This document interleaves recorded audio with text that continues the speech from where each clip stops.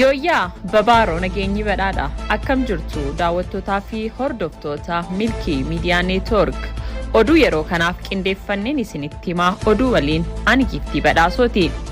Gadaan Oromoo Gujii sirna baallii wal harkaa fuudhuu marsaa 75ffaa adeemsifamuuf qophii bal'aa taasisaa jiraachuu abbaan gadaa Gujii 74ffaan Jiloo Maandoo himan. Murni biltsiginnaa araara qondaaltota waraana bilisummaa Oromootu dide waan ta'eef miseensota abbootii gadaa ergina jechuun waltajjii taa'aa turuun barame. Naannoo Oromiyaa iddoo adda addaatti ajjeechaan dargaggoota Oromoo irratti waraana mootummaa biltsiginnaan raawwatamu itti fufuun dhagahame. Kunneen hangafoota oduu turanii amma gara bal'innaatti isin dabarsaa hamma dhuma oduu keenyaatti nu waliin tura.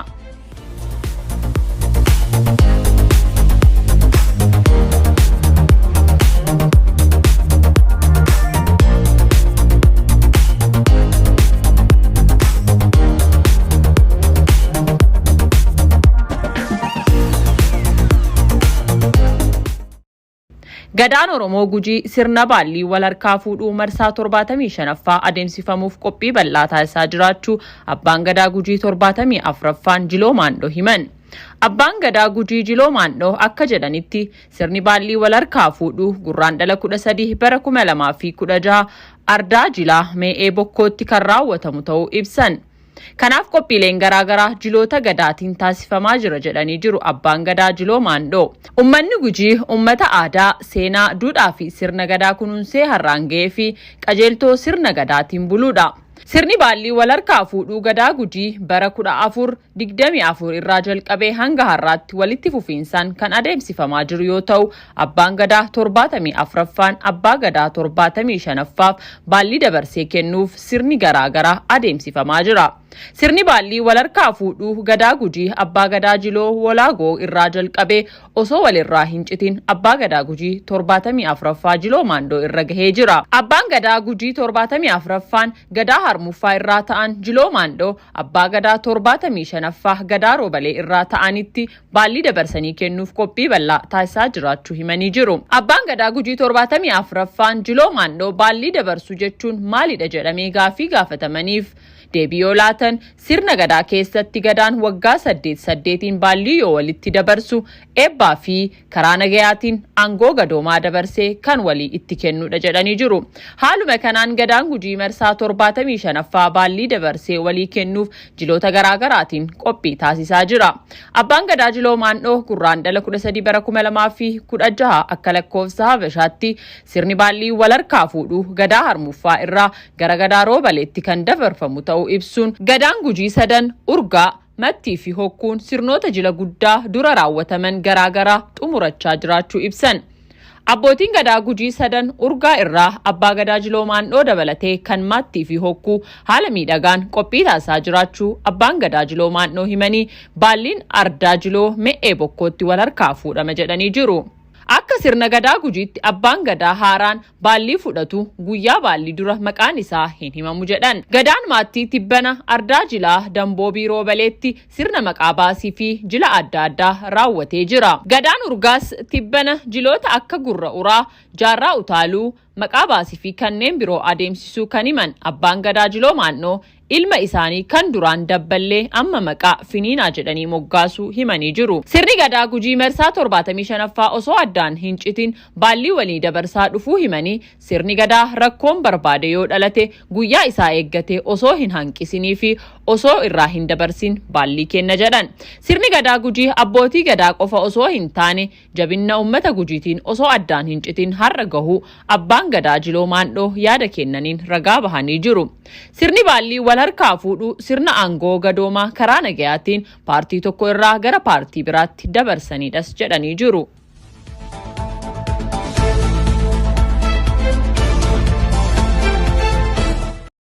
Murni biltsiginnaa araara qondaaltota waraana bilisummaa Oromootu dide waan ta'eef miseensotatti abbootii gadaa ergina jechuun waltajjii taa'aa turuun barame.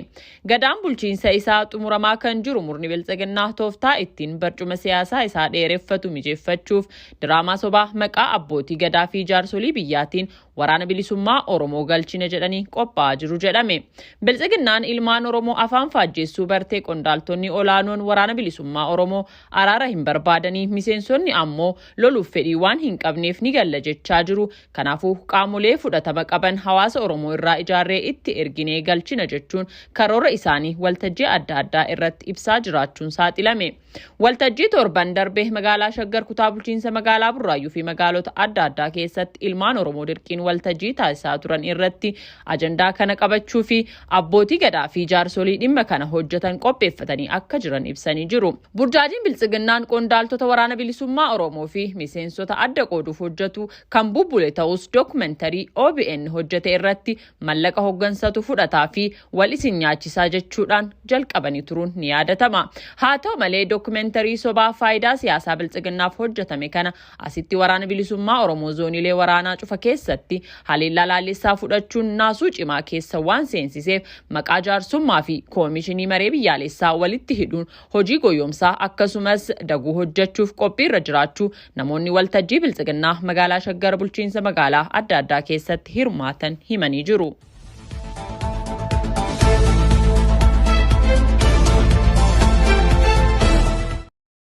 Naannoo Oromiyaa iddoo adda addaatti ajjeechaan dargaggoota Oromoo irratti waraana mootummaa Biltsiginnaan raawwatamu itti fufuun dhagahame.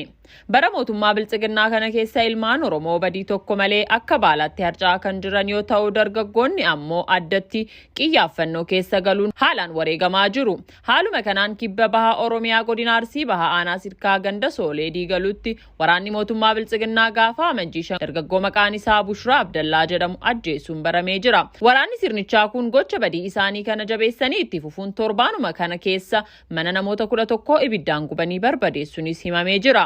Yeroo ammaa kanas gandoonni akka Waajjii Raphaasaa, Biduu Baalaa, Soolee Nageellee, Soolee Caffaa, Waajjii Konnee, Heellaa Waajjii, Soolee Diigaluu haala ulfaataa keessa jiru jechuun maddeen yaada kana nuuf kennan ibsanii jiru. Oduudhuma wal fakkaatuun godina Harargee bahaa bulchiinsa magaalaa Dirree Dawaatti abbaan daa'ima tokko waraana mootummaa Biltsiginnaan ajjeefamuun dhagahame. Impaayerri bulchiinsa aangoo ofii qaban dimokiraasii fakkeessuuf guyyuu dhama'an fakkeessii biyyoota biroo heera maqaa dimokiraasii jedhu moggaafachuun yeroo ammaa hawaasni gaafii mirgaa heera impaayerichaa wabeeffachuun gaafatan deebiin ajjeechaa gochuun dhiiga saba Oromoo dhangalaasuun daran jabaatee itti fufee jira. Bulchiinsa magaalaa Dirree Dawaa kilaastera Jaldeessaatti bulchaan Araddaa Malkaa Qaroo kan maqaan isaa Ziyaad Haruun jedhamu nama maqaan isaa Ridwaan Shaaddiin Yuuyyaa kan jedhamu abbaa daa'ima tokkoo kan ta'e sababa gaafii rakkoo uummataa gaafateef jecha mana hidhaatti darbachuun rasaasaan rukutee yeroo dheeraaf hiraarfame irraan ga'uun amajjii 2024 lubbuun akka ba'es jiraattonni dubbatanii jiru.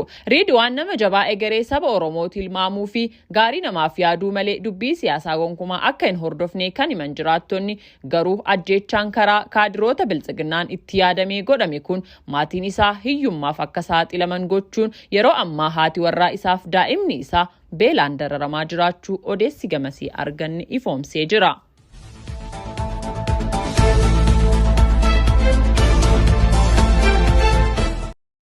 Godina Salaalee aanaa hidhabuu abootee fi aanaalee biroo keessatti nagahee seera malee humnaan mallaqa nurraa sassaabuu jedhan jiraattonni naannichaa. Namoota kaffaluu didan dirqisiisuun irraa fuudhu kan jedhan dargaggootas humnaan gara dirree waraanatti ergaa jiraachuu himanii jiru. Godina Salaalee aanolee adda addaa keessatti dabballoonni mootummaa humna waraanaan deeggaramuun mallaqa uummatarraa guuraa jirus jedhamee jira. Humna waraanaa qabatanii socho'uun uummatarraa qarshii hanga barbaadan dirqisiisanii sassaabaa jiru jedhu jiraattonni odeeffannoo kana nuuf laatan. Aanaa hidhabuu abootee seensa magaalaa hidhabuu abootee kallattiiwwan Yaayyaa Maaramii, Siree Morosee, Gabaabuu, Weeluu Moojoo jedhamu irratti milishoonni fi dabballoonni ijaaramuun dargaggoota sassaabuun gara waraanaatti erguu fi uummatarraa seeraan ala qarshii sassaabu jedhanii jiru. Qarshii xiqqaa hanga guddaatti sakatta'anii uummatarraa fudhatu kan jedhan jiraattonni namoota didan reebuun irraa fuudhaa jiraachuus himanii jiru. Uummata horii fi midhaan gabaa baafatee gurguratu irraa bifa kanaan saamicha raawwataa jiraachuunis himamee jira. Mallaqa kana yeroo sassaaban nagahee isaaniif kennamu akka hin jirre jiraattonni himanii jiru. Akkasumas dargaggoota humnaan qabuun gara waraanaatti ergaa jiraachuu jiraattonni irra deddeebiin komachaa turanii jiru. Aanaa Daagmitti torbaan tokko dura namoota 40 ukkaamsan keessaa nama 4 reeffa isaanii arganii awwaaluu kan himan jiraattonni mana hidhaas akka hin jirre himanii turan.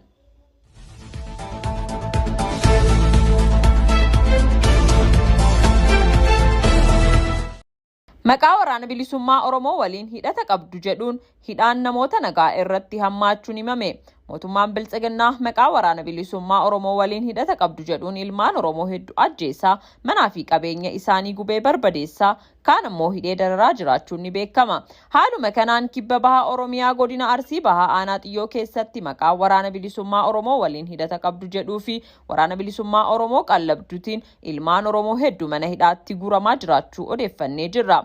Akka kanaan waraanni mootummaa torban darbee maqaa sakatta'iinsaatiin bobba'ee aanaa Xiyyoo ganda dhadhaakkaa qonnichaa iddoo addaa bakka Barrichaa jedhamutti namoota 110 mana hidhaa dhiphoo keessatti gara jabeenyaan hidhanii dararaa jiraachuu odeeffannoon gamasii arganne ibsee jira. Maanguddoo abbaa amantaa ganna 60 abbaa maatii 10 kan ta'an obbo Muusaa Abdoo Hamdaa magaalaa Asallaa ganda Duwwaa 2 guyyaa gaafa 12 ji'a Afuraffaa 2016 akka lakkoofsa Habashaatti halkan keessaa sa'aatii 4 yoo ta'u itti seenanii maatii isaa duratti erga reebanii Itayyaa geessanii guyyaa jedhamee mana hidhaa aanaa Xiyyootti deebisanii dararaa jiraachuun isaanis ibsamee jira. Kanneen dabaan hiraarfamaa jiran keessaa kan ammaaf maqaan isaanii nu qaqqabe Muusaa Abdoo Hamdaa, Gabii Bashiir Adam, Abdurrahim Kamaal Shumburaa kanneen jedhamanidha.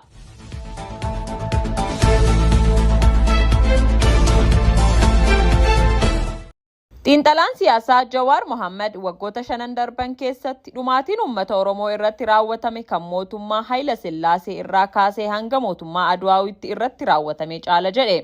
Xiinxalaan siyaasaa fi itti aanaan dura taa'aa KFO fi itti gaafatamaa dhimma alaa KFO obbo Jawaar Mohaammed kana kan jedhe gaafii fi deebii miidiyaa Art TV World waliin taasiseeni. Xiinxalaan siyaasaa obbo Jawaar Mohaammed gaazexeessaa Darajjaa Haayilee wajjin gaafii fi deebiin Keeniyaa magaalaa Naayiroobii keessatti taasisee ergaawwan jajjabaa dabarsee jira.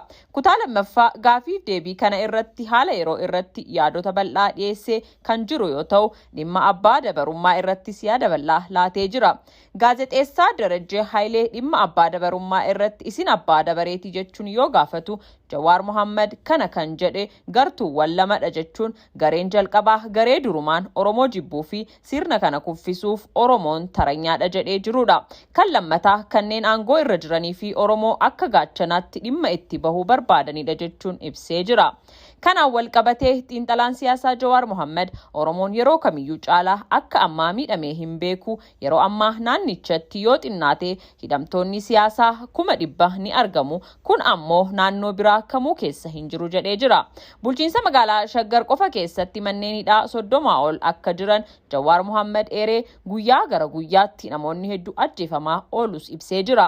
Itti fufuun Jawaar waggoota 5 darban dhumaatiin Oromoo irratti raawwatame mootummaa Hayila Sillaasee irraa jalqabee hanga adda dimokiraatawaa warraaqsa uummata Itiyoophiyaa keessatti raawwatame dachaan kan caaludha jedhee jira. Oromoon abbaa dabarummaa hin barbaadu, dabarummaan waan darbuudha, boru mirgaa fi faayidaa keenya akka darbu hin barbaannu jechuun nuti gonkumaa abbaa dabarummaa hin barbaannu jechuun qabsoo kan taasifne abbaa dabaree ta'uuf osoo hin taane gabrummaa fi cunqursaa dinnee walqixxummaa fi haqummaa mirkaneessuufis jedhee jira.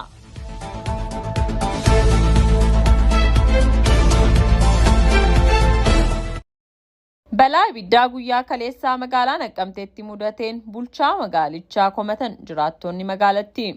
Baha Wallaggaa magaalaa Naqqamtee ganda Duwwaa 1 galma guddaa fuulduratti kan argamu waajjira ibsaa bukkeetti hoteela Oromoo jedhamuun kan beekamu abbaan hoteelichaa Shibbiruu Tarreessaa kan jedhamu dabalatee dukkaanonni 10 ol guyyaa kaleessaa gubachuu maddeen magaalichaa himanii jiru. Ka'umsi ibidda kanaa hanga ammaatti kan hin beekamne ta'us maddeen himuun balaan ibiddaa kun magaalicha keessatti darbee kan mul'atu ta'uu fi bulchaa magaalaas ta'ee ittisni sodaa balaa hanga ammaatti bootilii tokko magaalaa kanaaf bituu dadhabuun manneen kun hundi gubachuu danda'es jedhanii jiru. Uummata irraa maqaa adda addaa moggaafachuun yeroo irraa gara yerootti mallaqa daangaa hin qabne akka funaanamu himuun garuu wanti qabatamaan bu'uuraalee misooma hawaasaaf oolu magaalicha keessatti akka hin hojjetamne himanii jiru.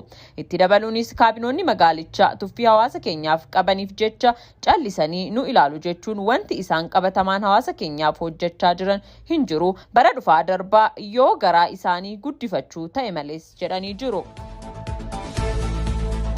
Egaan daawwattootaa fi hordoftoota Milkii Miidiyaa Neetwork oduun yeroo kanaaf qindeeffanne kan amma yoonaa ture, oduulee gara biraatiin hamma walitti deebinutti nagaan nu tura.